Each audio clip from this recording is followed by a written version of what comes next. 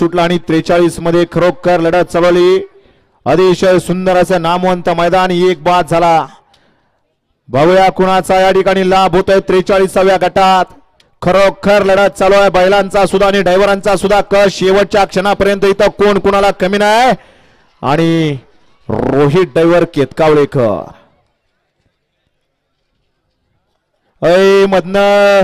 मधनं पळणार पुढे प्रसाद पाहिजे का. रेल्वेच्या गोडीगत पळत आलेला पुढे आसुडाचा चाप दिल्यावर कसं वाटेल. घ्या आता घ्या 43चा निकाल.